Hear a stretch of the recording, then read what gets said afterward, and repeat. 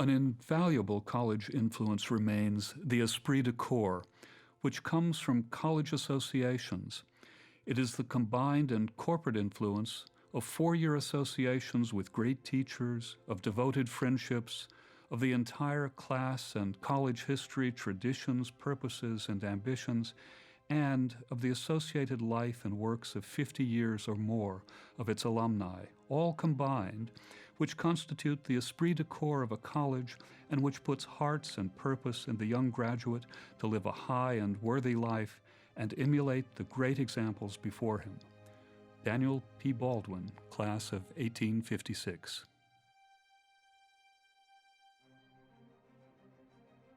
Set high upon a hill, the Colgate campus spreads majestically across 575 acres of land.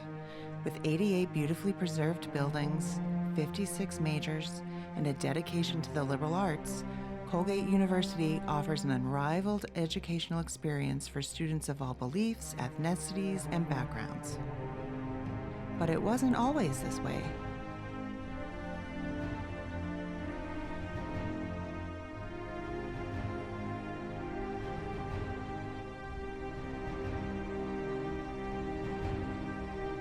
In 1794, Samuel Payne and his wife Betsy settled on a tract of land known only as Lot 19 in the Chenango Valley. When Samuel Payne felled the very first tree on his property, he dedicated the land to God. He and his brothers shaped the area into what we see today. Elijah's land became the village of Hamilton, while Samuel's included the hill and other sections that would eventually become the Colgate campus. In 1796, Hamilton's earliest residents established the First Baptist Church. They chose Samuel Payne as their deacon. The Baptist Church was destined to play a major part in Colgate's history. In May of 1817, 13 men with $13 and 13 prayers met at the home of Deacon Jonathan Olmsted and established the Baptist Education Society of the state of New York, which would later become Colgate University. It was their purpose to consider the propriety and importance of affording assistance to young men in obtaining a competent education who are called of God to preach. The first student to enter the hallowed halls of learning was Jonathan Wade from Hartford, New York. Daniel Haskell, one of the 13 founders and also the very first instructor, offered him accommodation in his home. Haskell used his own bedroom as Colgate's very first classroom, where he taught Wade Latin. Humble beginnings indeed. 2 years later, the Baptist Education Society received its charter from New York State. The school opened its doors at the northwest corner of Broad and West Pleasant Streets. Its first class consisted of just 10 students. The mission of the institution was to afford means of instruction to such persons of the Baptist denomination as shall be furnished evidence of their piety and call to the gospel ministry. Upon graduating, Wade became a missionary to Burma, modern-day Myanmar. Wade and his wife worked there for 46 years, hosting many other Colgate graduates who pursued similar missionary work. The most prominent trustee of the Hamilton Literary and Theological Institution was a prosperous Englishman living in New York City. His name was William Colgate, and he was a manufacturer of soap and candles. His entrepreneurship led to what would later become the Colgate-Palmolive Company. In 1825, the Erie Canal opened, linking the Great Lakes to the Atlantic Ocean. It established New York's preeminence as a port city. Hamilton was now, for the first time, connected to the outside world.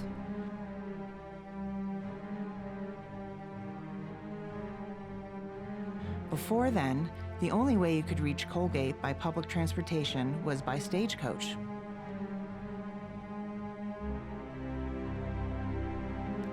The first building to be constructed on campus was the Western Edifice, now known as West Hall.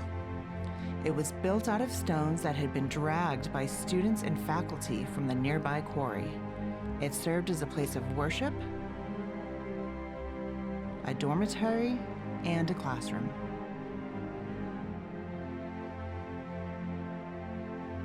East Hall was built 6 years later.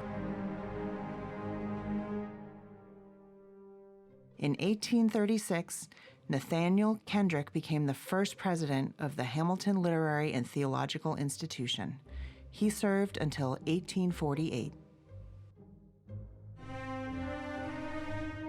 In 1837, our institution was facing bankruptcy due in part to a national economic panic.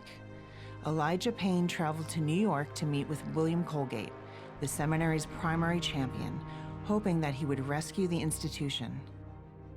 Legend has it that Payne returned to Hamilton with his saddlebags laden with gold.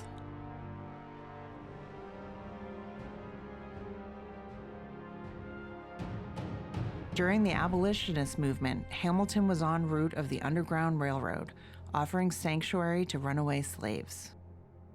Like many institutions of its kind, however, ours was reluctant to speak up against slavery. It was especially afraid of splitting the Baptist denomination, many of whose members supported slavery.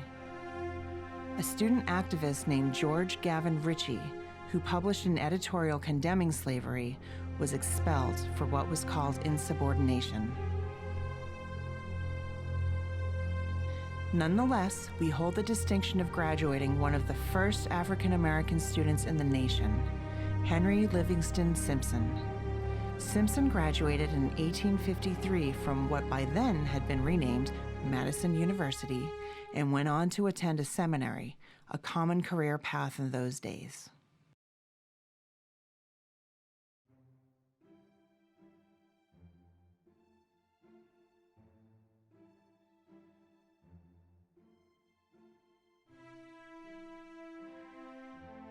It was at this time that a group of Baptists sought to remove Madison University to an urban setting in belief that it would offer more advantages than Hamilton.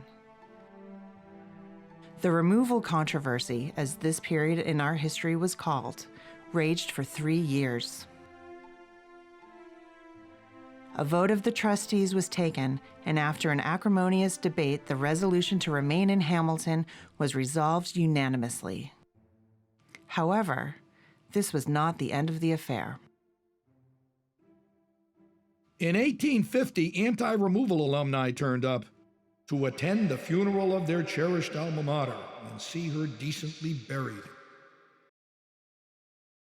The controversy almost destroyed our university, but the idea was eventually laid to rest thanks to the tireless efforts of George Washington Eaton, professor of Greek and Latin, and to the townspeople of Hamilton, who were adamantly opposed to removal.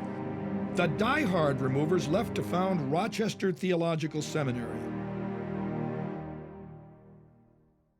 When the Civil War broke out in 1861, students from Madison University eagerly enlisted. By the time the war had ended, 110 had fought on the Union side. When it ended, the university established scholarships for Civil War veterans. At the same time, our college newspaper, now known as the Maroon News, was launched, one of the first to be founded. In 1868, Hamilton became connected to New York City by rail, and now took only 14 hours to reach Madison University from the Big Apple. Progress, however, came at a cost, and within 10 years, both the Chenango Canal and the Erie Canal became defunct, unable to compete with the railroad.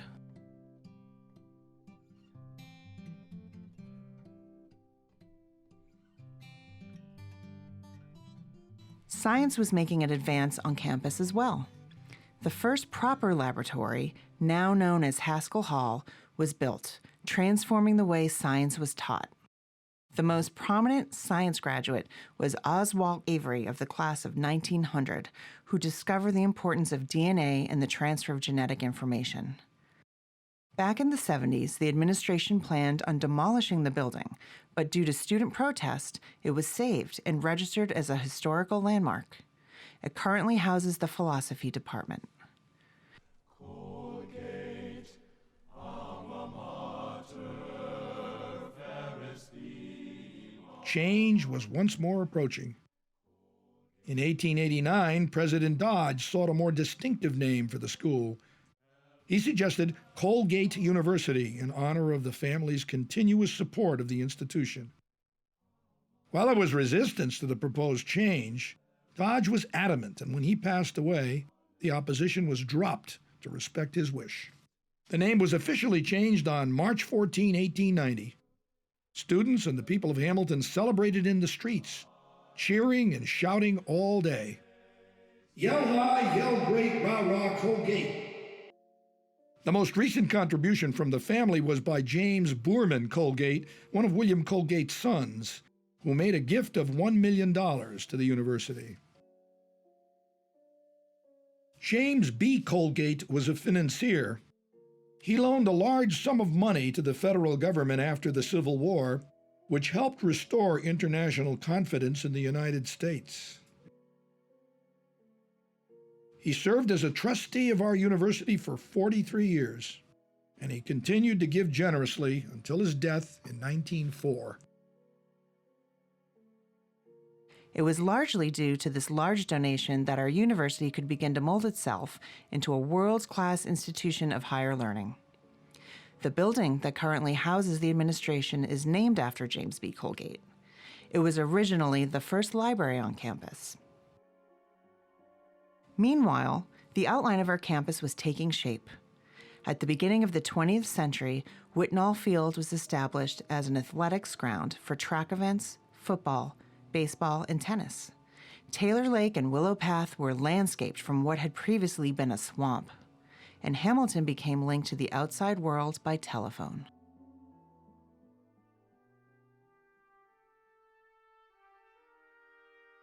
In 1914, World War I broke out. America remained neutral for a long time, but in 1917, President Woodrow Wilson declared war on Germany. 10 days later, Colgate's seventh president, Elmer Burritt Bryan, addressed the students as follows. There are times in the history of nations when it becomes the duty for right-minded men to be willing to die for their country. Crisis in which we are at present involved is such a time. The response was immediate.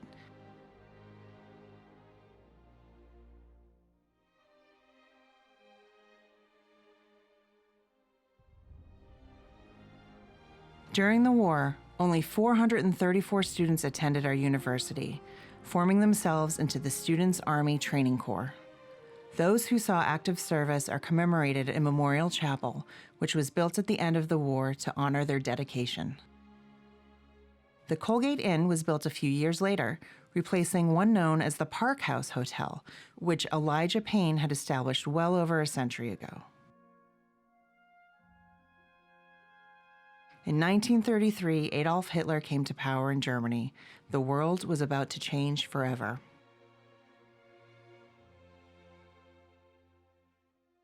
The president of Colgate was George Barton Cutton. Cutton greatly improved Colgate's finances and oversaw a building boom, helping expand the size of the campus and increasing the endowment. However, he was a supporter of eugenics and implemented admission quotas, permitting less than 1% of the incoming class to be either Jewish or African American. A long-standing and contentious issue on campus revolved around the fact that a set of dorm buildings had been named after Cutton. In 2017, the Colgate Faculty and Student Senate voted to strip Cutton's name from the residence hall and was rededicated as 113 Broad Street by Colgate's 17th president, Brian Casey. We cannot change our past and should not forget it, but we can choose to no longer honor a man who supported eugenics and racism. After the Japanese attacked Pearl Harbor in December 1941, the United States entered World War II. Just 20 days after the attack, the first Colgate casualty occurred. Marsh Miller, of the class of 1937, died while fighting in the Philippines. There were even 5 Colgate alums working on the Manhattan Project. Albert Allen Bartlett, 44, George Kleinspan, 43, Robert Meeker, 43, Fred Hayes, 42, and Milton Litsky, 42, conducted research at Los Alamos and Oak Ridge, helping to develop the atomic bomb. Colgate's 9th president, Everett Needham Case, who served in office for 20 years, saw Colgate through years of low enrollment due to the war. He did this in part by establishing a training program for naval personnel known as the Naval Flight Preparatory School. By the end of the war, it had trained over 2,600 cadets. Colgate was rewarded with a cargo ship named after it, one of a fleet of such ships designed to outrun the German U-boats. It was also Case who established what became known as the core curriculum as a requirement for all students, and in doing so laid the foundations for a liberal arts education, which remains Colgate's trademark. Colgate's student-run radio station, WRCU, began broadcasting in 1951, and in 1955 they had a very sweet story to report. A freight train had derailed in Hamilton, spilling a large quantity of Nestle chocolate bars. Nobody was hurt, and children rushed to the scene to grab as much chocolate as they could. The event is celebrated annually as the Great Chocolate Train Wreck.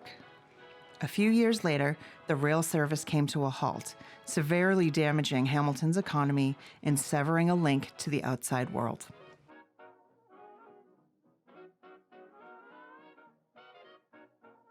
"1959 saw a building boom on campus. A new library named in honor of Everett Needham Case. The Reed Athletic Center named in honor of William Reed, Director of Athletics. And Chapel House was built, funded by an anonymous donor. It remains to this day a place of retreat, open to all, regardless of faith." Women had been granted the right to vote with the passing of the 19th Amendment as far back as 1920. It took until 1962, over 40 years later, before 2 women, Gretchen Kreuter and Wanda Warren Berry, joined the faculty as adjuncts.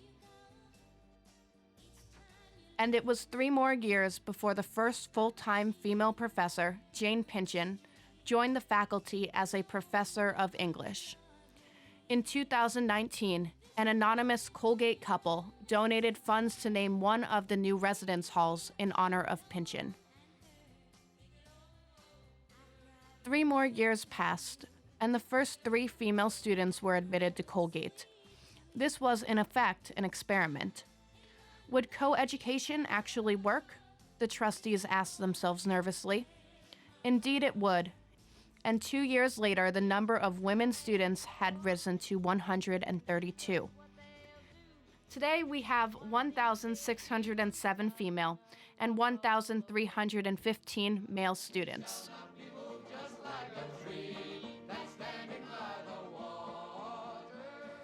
Following the assassination of Dr. Martin Luther King Jr. in 1968, the social climate on campus was uneasy.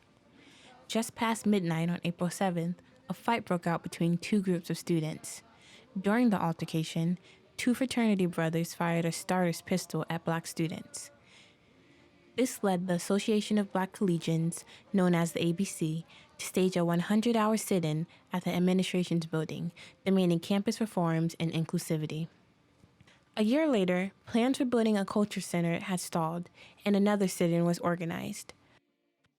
Since the administration did not follow through with their promise to create a dedicated space for black students, members of the ABC occupied Merrill House, which was used exclusively as a faculty club. The sit-in lasted 70 hours and only ended once the ABC and Colgate's administration came to an agreement.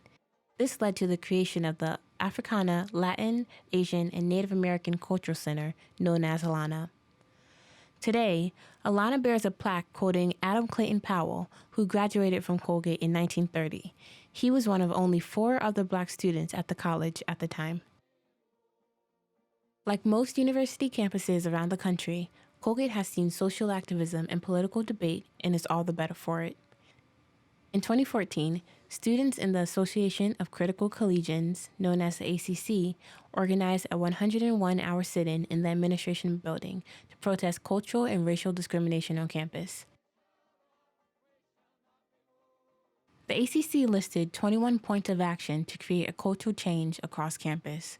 The university continues to address these points and hopes to provide a socially just environment for all. Racial and social divides continue to challenge the world to this day, but the future is hopeful. And Colgate strives to be a part of the solution, not the problem.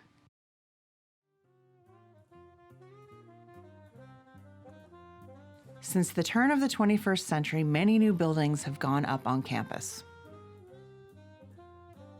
Little Hall was built as a center for visual arts, named after William Bryan Little, a trustee. Case Library has been renovated and renamed Case Geyer in honor of Helen Geyer, who donated the Information Technology Service Center. Our library houses over 500,000 books and provides access to thousands of ebooks, electronic serials, and online databases. The Robert H. N. Ho Interdisciplinary Science Center, built in 2007, is home to geology, environmental studies, geography, biology, and physics and astronomy. 2008 saw the grand opening of the Ho Tung Visualization Laboratory and Planetarium, which sits on top of the Science Center and is the center for cross-disciplinary collaborations from all over campus. The Ho Tung Visualization Laboratory was a special gift to Colgate from Robert H. N. Ho, class of '56, in memory of his grandfather, Sir Robert Ho Tung. At the September 15, 2007 dedication ceremony for the Visualization Lab, Mr. Ho quoted a Chinese proverb, Ho Shui Su Yan, drink water, consider source. Although I have delivered the bricks and mortar to Colgate, I believe the real gift, enduring gift, is the use to which the faculty and students of Colgate will put this new building. Robert H. N. Ho, 56. Recently, Mr. Ho's foundation donated funds to create a new brain and behavioral science center in a soon-to-be renovated Olin Hall. As Colgate enters its bicentennial year, it continues to expand with new buildings, programs, and dorms. Benton Hall opened in 2018, named after trustee and alum Dan Benton, and is home to career services. A year later, 2 new dorms became part of the Residential Commons, a program that connects incoming first-year students with older students, faculty, and staff. The Residential Commons program embodies the ideal of living the liberal arts. It's at the heart of our educational mission. Colgate University has come a very long way since it opened its doors 200 years ago. As we commemorate our bicentennial, let's remember not only to celebrate our traditions, but also to prepare for the changes and challenges that lie ahead, so that every student, staff, and faculty member can help build an even brighter and better future for all. For more than 100 years, young men and women have been going out from the hill into the world. But no matter where they have gone, how busy they have been, how great or how small their success, they have and always will be Colgate men and women. Their thoughts are ever turning back to Colgate. Colgate Alumni Maroon, July 1923.